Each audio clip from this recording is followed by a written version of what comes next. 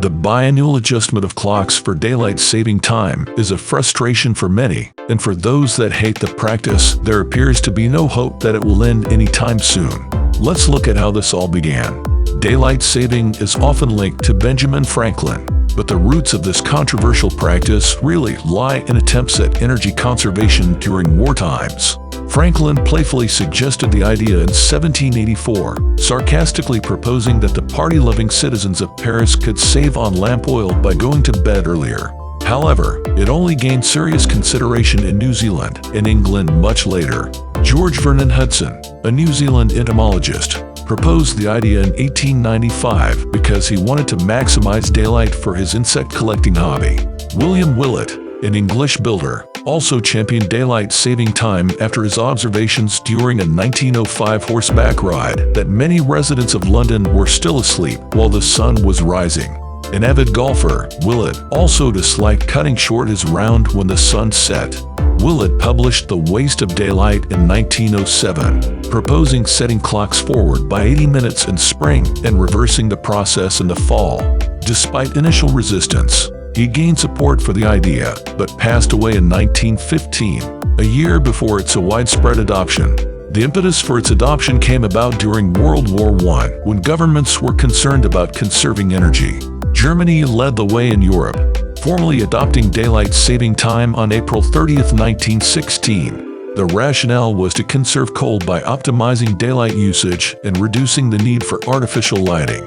The idea was that by shifting the clocks forward during the longer days of summer, people would use less electricity for lighting in the evening. Austria-Hungary and the United Kingdom soon followed suit, and the United States also introduced the concept in 1918. Daylight saving continued to be adopted during war times and intermittently ceased thereafter. It regained popularity during the 1970s energy crisis and began the road towards its current permanent presence. But research on the energy-saving effects of daylight savings has produced mixed results.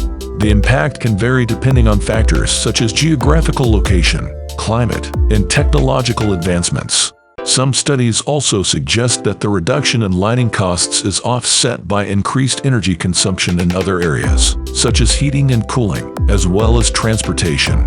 As societies have evolved and technology has advanced, the primary reasons for adopting daylight saving have expanded to include factors like increased outdoor activities and economic benefits.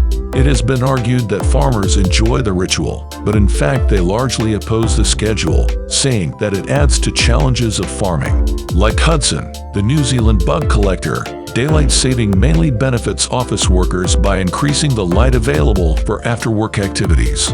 More recently, there has also been more attention on the health consequences of changing the clock, which include disrupted sleep and stress, along with increased risks of strokes, heart attacks, and traffic accidents.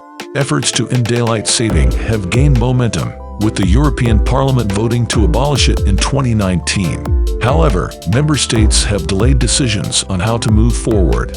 In the United States, the Senate passed legislation in 2022 for a permanent shift to summertime starting in 2023, but progress stalled in the House of Representatives. Today, discussions continue about the relevance and potential impacts of daylight saving on energy and public well-being. But for those opposing the practice, there seems to be little light on the horizon. Thank you for watching. If you found this video informative, please like, share, and subscribe to our channel. We appreciate your support. Until next time, farewell.